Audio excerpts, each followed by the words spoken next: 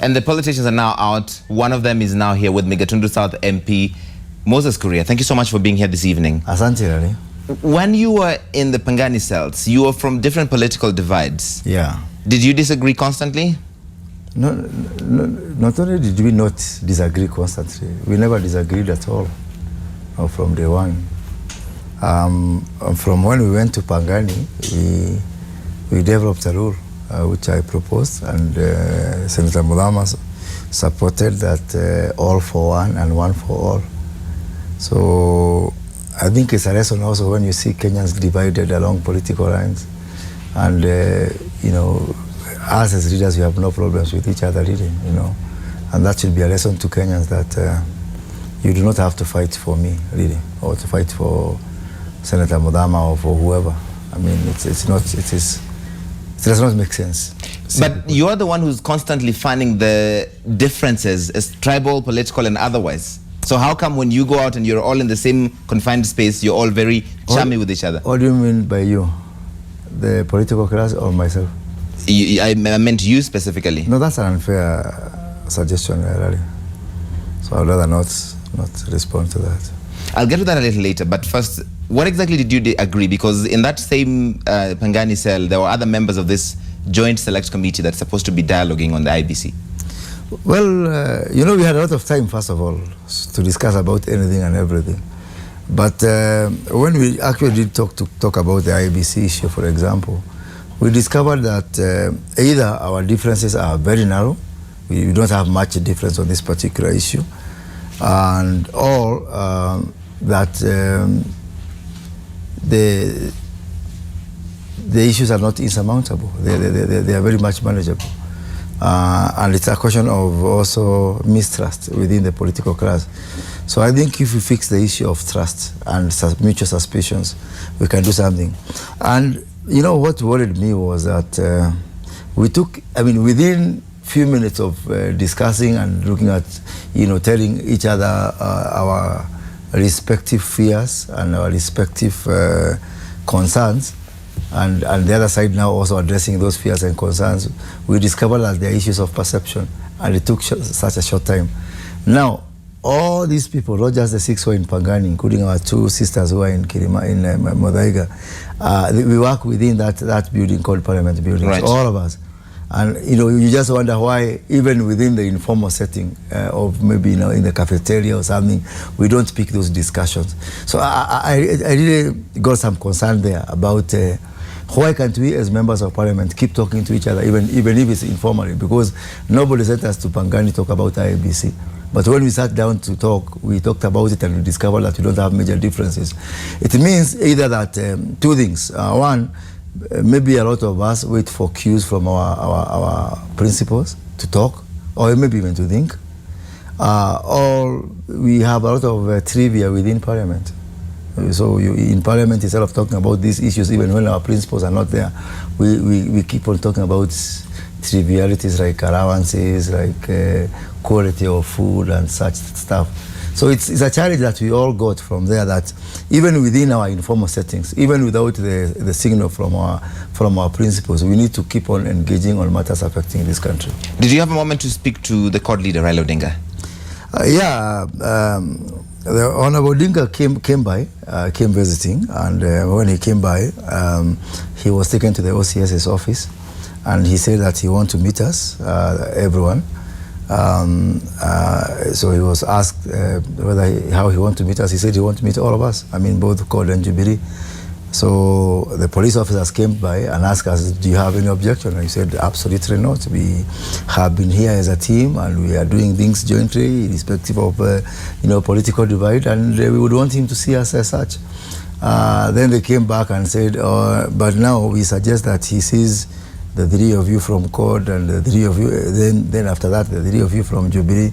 We said, no, we didn't ask for that. I mean, any visitor who came to see us, including James Orengo, who would come and see all of us 3 times a day with John Camino, you know, discussing, you know, the legal aspects of our cases. We said we've been meeting everyone as a team, and we do not see why we would meet Honorable Odinga and Kalonzo Musyoka and Governor Joho, who was with them, and Senator Wetangula separately. Then we thought, because we were going through, the situation in the cells was really pathetic. It was bad. It was really bad. Under any circumstances, under any standards, by any standard, it was not where you put him. But you're shocked because you've never been through that. That's what ordinary Kenyans who go through the formal justice system go through. Well, in this case, yeah, you may say so. It doesn't make it good because other Kenyans go through it. All right, let's go through what you talked with the Honorable Odinga, though. Honorable Odinga, then we insisted that he come to the cell. Of course, they wouldn't allow him into the cells. And we used an officer's phone, one of the officer's phones, and he talked to his members, to Mr. Mudama, he talked to Mr. Junet Mohammed, and he talked to Timothy Bosire. Then after talking to them, Honorable Junet talked to Governor Joho, and I said, Governor Joho asked to speak to me. He's a very close friend of mine. And we spoke. Actually, we spoke in Arabic. Aragwaj, we both speak fluently. And at that point, Honorable Odinga said, no, he has to speak to me. And his first sentence was actually a joke. I may have to share it with you another time, but he made light of the moment, and he said, I've told Joho that I'll speak to you maybe for the last time before you kill me. And it was a right moment. He said it, in a sense of humor. And we talked about several things about how to unite this country and to drive it forward. Did you apologize to him? Well, when you say apologize, already you have got some preset condition in your mind. Do you think he needed an apology based on your he needed statements from last weekend? Not an apology. Did you explain to him? Yes, I explained to him. Did he take your explanation? Did he accept it? Obviously, he spoke publicly yesterday. He said he has forgiven you. I don't. But he also said that you were entertaining your audience. No, you see now, let me just put it this way. I have got nothing personal between me and Raila Odinga. We've worked together before. I've got nothing but utmost respect for him. I believe he has played a very important role in this country. And he knows me. He knows me well. I will leave the rest to your interpretation. And the most important thing is that he might not be my preferred presidential candidate, but I have got nothing but profound respect for Raila Odinga. When he said and I do come from the point of view whereby political competition is not necessarily enmity. He actually extended through Junet Mohammed. Junet is a very intelligent young man who has got a very bright future in politics. And through his, we keep on exchanging notes, and I'm happy that we're gonna, most likely be in the same negotiation team. But what did he extend? You say he extended something a lunch invitation. So you're going to have lunch with Raila Odinga? He said I need to go for fish with Junet Mohammed, but I said yes, but I gave a condition. What is the condition? That the fish has to be accompanied by my favorite vegetable, which is osuga. So all right. I'm still holding him to that. Fair enough. In court, when you were finally released, all of you were singing triumphantly and collectively, making a mockery of the legal system. It's not a mockery of the legal system. We are celebrating the legal system. And making a mockery of the charges that you're facing charges of incitement. No, I do not necessarily think so. I mean, why would you think that when someone celebrates liberty, even someone has written before, I'm not a lawyer, I cannot say who exactly, but somebody has written that there is nothing as sweet and precious as liberty. So when you celebrate liberty, you do not necessarily, make mockery of the court. When you celebrate liberty with the same people that you had been just days earlier exchanging very strong words with, it does almost make a mockery of the whole situation, doesn't it? When did we exchange harsh words? I told you, I come from 4 days of working together, of sleeping under the same conditions, of discussing about issues. But before you were both, we ended up in the same cells. Yeah. You were all in different camps as we are. You're in different camps that were exchanging very strong words. So if we are celebrating together, then that can only be marked as progress for this country. Isn't that what even the whole process in court is supposed to achieve? You're celebrating the fact that you can get a few million shillings to buy your freedom. No, that is not. And both of you, from both sides, each of you can get that few million shillings to buy your freedom. That is not the case, really. If you really love this country, really, and I believe you do, and you see people from one side of the divide celebrating or doing anything together, even having a cup of tea from the other side. Isn't that what we need to celebrate in this country? Don't we really need to heal this country? Don't we really need to demystify politics? It is. And actually, you know, bring down the role of politics to, you know, to just some differences you'll have today? Don't we have a country together? That is a good thing, together? Honorable Kuria. I think that is a good thing. I think, let me put but when these here. very same people who, it looks like an episode, because these very same people that divide Kenyans, a few days later, because they've been together in one misfortune, all of a sudden they're celebrating together. When the words could very likely send the country to a war. No, I think you need to celebrate with them. Yeah, you need to celebrate that at least we are not going to divide this country. I know for you guys in the media, it really makes a very dull day when you fight CORD and Jubilee people working together. But that was not a show. We're getting criticized. It is what we are going to do going forward. Honorable Kuria, we're getting criticized for interviewing you because they're accusing us of giving a hate monger airtime. Then why did you call me? Because you're a representative of the people of Gatundu South. You have a point of view. So you had your criticism, I'll have mine. But do you see why people are concerned about having you on our air? I don't. I mean, I came because here, of the charges. I came here because you invited me. We invited you because we want to hear from you. Yeah, and what you hear from me is exactly what you're hearing. Yes. That's when we sit together, CORD people and Jubilee people, and the people who are there. And it's because, not because of the suffering, by the way. You've been accused of hate speech 4 times. It's so not, that when we invite you... It's not even 4 times. And I told you... Like, when we invite you, Honorable Kuria, we're concerned that maybe you'll commit a fifth instance of hate speech while you're sitting here. You know that I saw all those comments on social media. I called you before I came here. Yes. I told you, I think in view of what Kenyans think I should not come here, yes. I want to opt out. You insisted that I come. Because so don't use the same now. And I told you why. Because I believe I want to really take this moment and ask as many Kenyans, including political leaders, for us to think positively, for us to believe that we can actually do away with the cynicism, yeah, and pessimism that has, defined our political past. And you told me that it is possible for us to disagree politically without necessarily dividing the people. But you told me you want to talk about national cohesion. Absolutely. And people find that ironic because you're the same person who has fought the war against national cohesion. I don't find it. I still, I think you are just falling a victim of the pessimism and the cynicism that I'm talking about. And I do believe it's time to turn a different leaf in this country. Believe that you can be able to unite this country. Believe that our differences are not as wide as we believe. By the way, let me tell you something. You know, all these people, all the people, they are not strangers in the political scene. People have worked together in one life or the other. Senator Mudama, who was with me in that cell, only less than 36 months ago, he was working with us in PNU. We were in the same team with the PNU Alliance. So we were the same people. So what we need to do is ask Kenyans, especially people who may not be able to discern, like yourself, that do not just be misled by what you see up there. At the end of the day, we are going to agree as politicians. But let me ask you, when we talk about even all these things of hate speech and incitement and all that, if you have any other crime within our legal system, you'll find doctors, lawyers, bankers, etc. Who are the people for the hate speech and incitement? Isn't it all politicians? Without an exception, they are all politicians, yeah? And you're at the top of that list. Yeah? You're at the top of those list of politicians with hate speech cases. You have more hate speech cases and more accusations of hate speech than any other politician. I will leave that to your judgment. I'll leave that to your judgment and pray for you that you get out of the cynicism and the pessimism. Is that the legacy you want to be remembered for? Drowning you.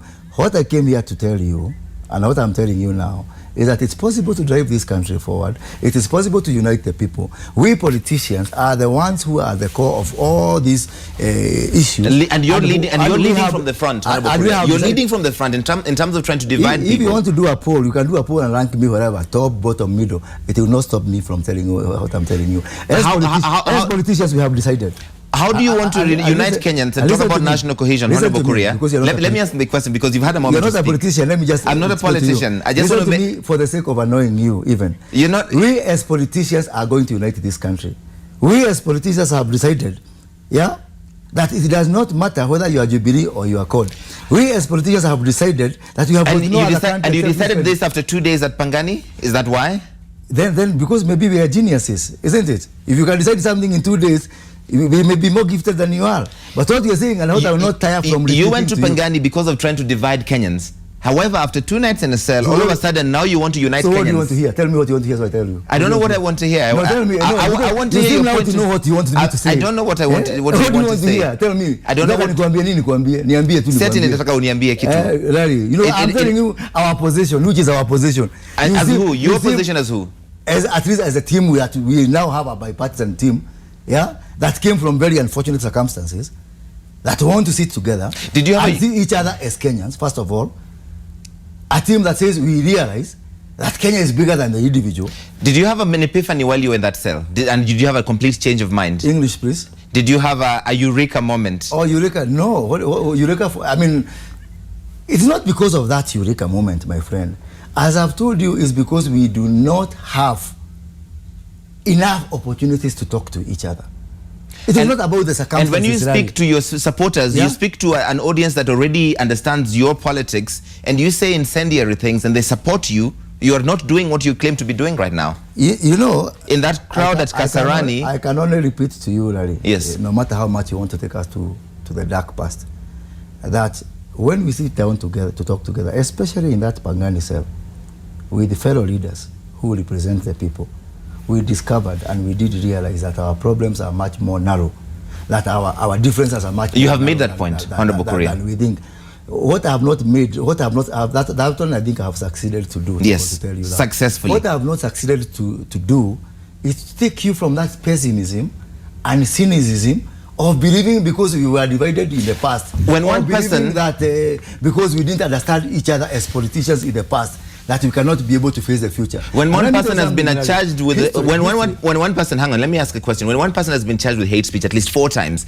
accused more than 4 times, doesn't that point to a pattern? Convicted. And then when one person is convicted how many times? Then NCIC has said repeatedly it is very difficult to get convictions because you must find a witness to show up in court and say that I was there when that video was taken. That's difficult. You know, now you are getting to subjudice, my friend. I'm not getting subjudice. I know.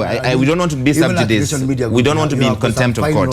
I understand. You may want to take a break. We don't want to be in contempt of court. But they did say this when your cases were ongoing. Respect for judiciary. Yes. So let's not go through. Francis Kaparo said this, so it's on record. That's why I'm quoting it, because he said they have difficulties getting convictions because of the way Kenyan laws are set up. You want me to respond on that? I don't want you to respond to that. I want you to respond to your record. Your record of dangerous speech. Look, I have got several matters in court. Yes. They are pending in court. And we don't want to go into the subject matter of them. Yes. Let's leave it at that. But I do not want to talk about the merits of each case. That's why I haven't asked you about what you said at Kasarani, because we don't want to be in contempt of court. What I can talk to is your record of 4 different times accused of hate speech. Your record of dangerous speech. No, your record of dividing Kenyans. Your record of deliberately saying things that you know will paint a certain community a certain way and therefore lead them to fight against each other. Now you are convicting I am not convicting you. I am saying things that are all matters are factual. All matters that you depend to are matters which are subject to court. Yes. I think we are better off leaving them to court. You are not being accused collectively. You're being accused in specific instances, which I am not referring to. Yeah. I am saying about, I'm talking about your body of work. Okay. These are your greatest hits. Let me give you an answer. Since the great people of Gatundu South elected you or selected you, what you have done is come up on the national stage and say things that will paint a certain community or a leader of a certain community in bad light, and therefore lead to disagreement and conflict. Very good. I've got nothing against any community in this country. Okay?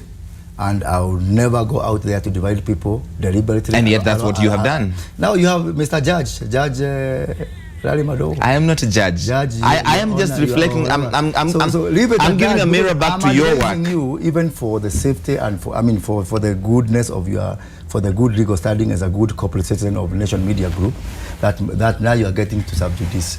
And it's not good. Isn't that convenient for you to avoid answering any of the? This is your record. I do not create rules of subjudice. I understand. I came here to tell you. We've gotten legal advice, so I understand. I am not asking about specific. I'm not asking about specific. You know, if you want to be subjudice, that's your right. I don't want to be subjudice. But it's not my privilege. We're arguing legalese, which I really don't understand right now. But I mean, because you're using the legalese to avoid answering the question. You are in a legal situation. Do you know it's good to respect the law? Are you aware of that? Do you know it's good to respect the courts, you know? I respect the law. Yeah, so let's talk about the policy issues, my general stand, my views on this. I've told you very well. I've told you about my experiences in Pangani. I've told you about things we've discussed with other leaders. Which have all been great. If you want to talk about my record, I can give you my general record statement that I don't have in your greatest hits. If your record were to be put alongside since your election in this country, and I'm telling you that when I look at this country and where we are going, especially after having talked with the leaders. Honorable Kuria, do you want me to take this Raila story and maybe we can calm down and try and take this again? Okay. That's okay? Okay. Gatundu South MP Moses Kuria is still with me. We're trying to finish up the conversation. And you don't want to talk about the cases that you face because sub judice. So we don't want to talk about the merits or demerits, etc. But you will not talk about your record, which is of danger. In fact, what the NCIC called is dangerous utterances. So please, first of all, I've seen I've got 4 cases. You have at least... I don't have 4 cases. And because you already preformed in your mind who is Moses Kuria, you cannot even have some courtesy to do some basic research. You know, because you are just biased. Moses Kuria is bad. He has got many cases, 4 cases. You know, I can even take action against you legally on that issue. I'm sure you can. Yeah, because, and I will not do that because I know where you're coming from. And where am I coming from, Moses Kuria? From ignorance. And just that perception that Moses Kuria is bad. That I am not saying. I am the one who's having you on our air for us to have a conversation. Honorable Kuria. You're not having me. Also, this is public airwaves. Yes, but we determine who we will invite and who will not invite. Yeah, and I give you the option of not inviting me, and you insisted. But I'm just telling you, you guys as media, you're also part of this country, my friend. We are part of this country. Do not be happy when you just use the privilege that you have to paint someone the way you want to paint them. You go out here saying, I have got 4 cases. I don't have 4 cases as a fact. However, the politician is okay to be able to use the influence you have as an MP and as a leader. You as a politician, it's perfectly okay for you, Honorable Kuria. Let me just make the point as well, because you made your point. You've accused me of not... I'm a member of the Parliamentary Committee on ICT, which regulates media. Yes. One of the things that we are grappling within the committee is how we are going to enforce training of our journalists. So are you saying I'm not properly trained? At least on research. I don't know about other things. You know. So what you want to come and do an NTV, Honorable Kuria, what you want to come and do is make accusations against my research because you will not answer specific questions. I'm not hang on. You will also not agree to answer specific questions. How many cases? Hang on. Read there. How many cases? 4 cases. 4th hate speech judge. Hang on. It's not true. What you want to come and do is be pedantic on specific instances while refusing to answer the general question about hate speech. You know, facts are stubborn. I'm saying facts are certainly stubborn, Honorable Kuria. Because I don't have 4 cases. But why won't you apologize for all of the different instances where you've made communities? You've made communities. Don't mention matters which are in court. Which is convenient for you. Hang on. I've got 4 cases and I don't have. How many cases do you have? I have got 3 cases now. All right. So there's a big difference. I apologize. You have 3 cases, not 4. Asante. However, are you just an attention seeker who just loves to be able to say things that will annoy people? No, I'm not. No, I'm not. I just state facts. The way I've stated to you, I don't have 4 cases. I've got 3 cases. All I do is state facts. Because you know, even when those facts annoy people and you know they're supposed to. 4 and 3 is 25%. It's material. All right. It's an overstatement by 25%. And I'm an accountant. Good. And when you overstate something by 25%, excellent math, Honorable Kuria. Let's leave it there. Thank you very much. Thank you very much. Okay, we'll leave it there. Moses Kuria, the MP for Gatundu South.